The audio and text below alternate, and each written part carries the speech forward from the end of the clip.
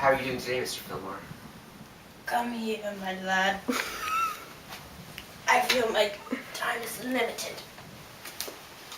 Please, let me tell you my story. Yes. I was born January 7th, 1800, in the wonderful Finger Lakes region of New York State.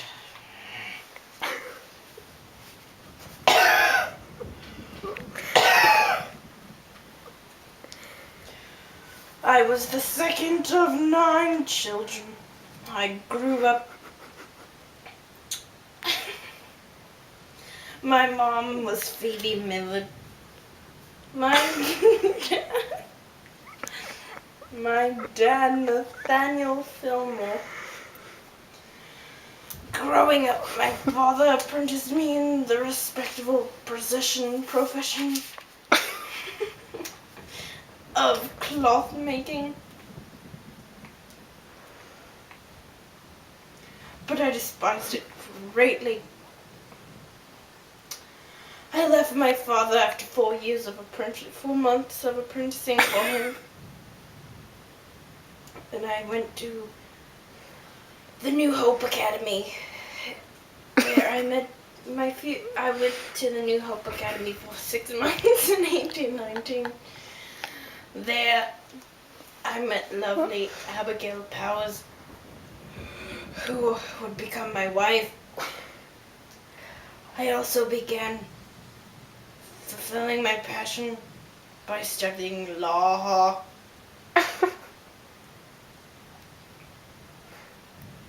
And then what?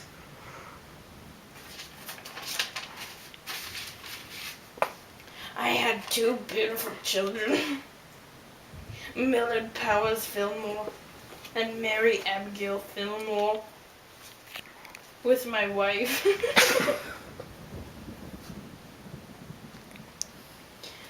I moved back to Buffalo, where I passed the bar in 1823.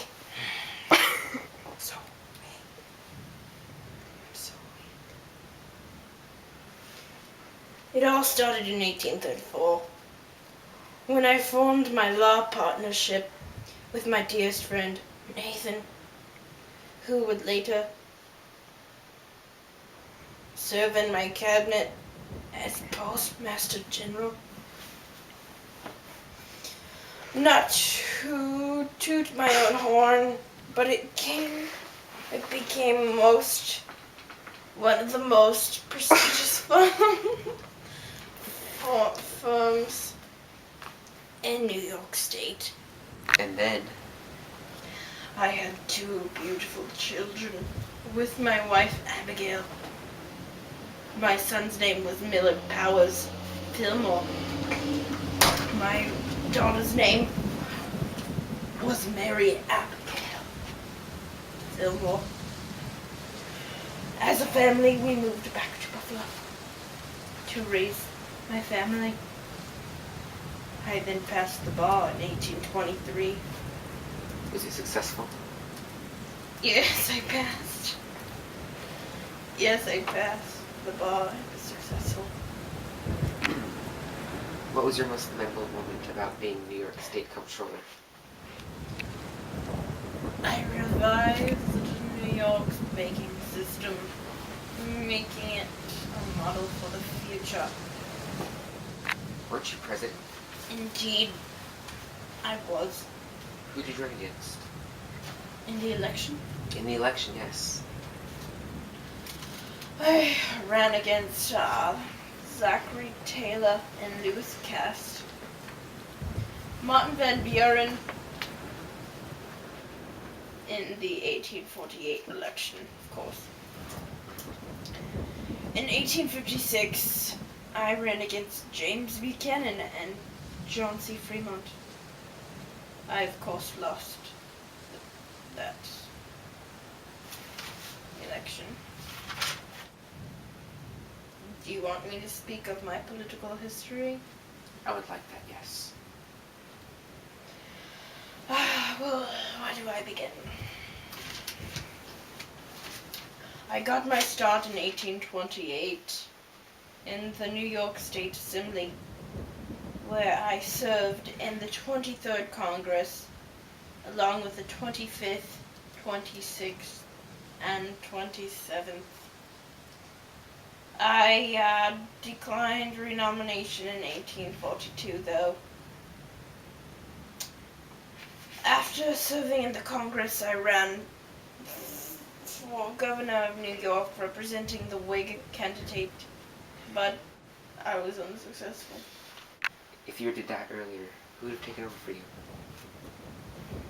Well, you see, I had no vice president, so the first to take over for me would of course be my Secretary of State, Daniel Webster, and then coming Secretary of Treasury, Thomas Corwin, Secretary of War, Charles M. Conrad, and then of course the Attorney General, John J. C.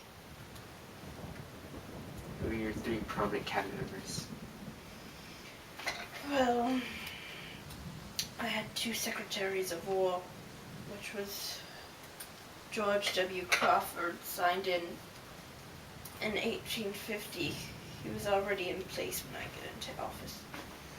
And Charles M. Conrad, he was signed in on August 15, 1850. I also had my Attorney General, John J. C., who was signed in 1850 along with I.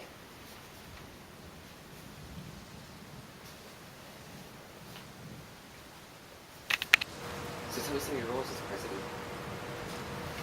Well, as chief of party, I assigned Brigham Young as our first governor of the Utah Territory.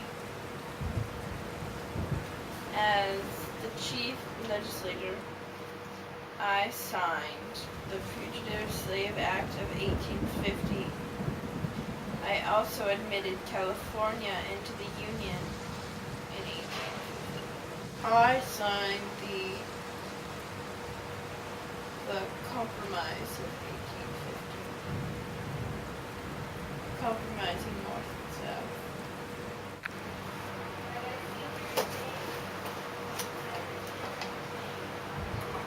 What was your biggest difficulty being president? My biggest difficulty came with my biggest event that took place in my presidency. What was that? The Fugitive Slave Act of 1850. The biggest difficulty that came with the Fugitive Slave Act was enforcing it in such a way that wouldn't make it look like I was favoring the South, the Southern Whigs. The fugitive slave laws were laws passed by the United States Congress in 1793 and 1850 to provide for the return of slaves who escaped from one state into another or into a public territory. I heard you had an interesting legacy. Yep. You're the last president of the Whig Party. Yes, I was. You also were strong to create a secession. Definitely. I signed the Fugitive Slave Act. People usually tend to look at the scandal lying beneath my cabinet members. They often say I was the failed presidency. But they tend to look past my ability to handle conflict and the great attention I paid to Mexico during the 1850 compromise. Time here on Earth is coming to an end. Remember me not as a raging racist, but as a dedicated Whig man.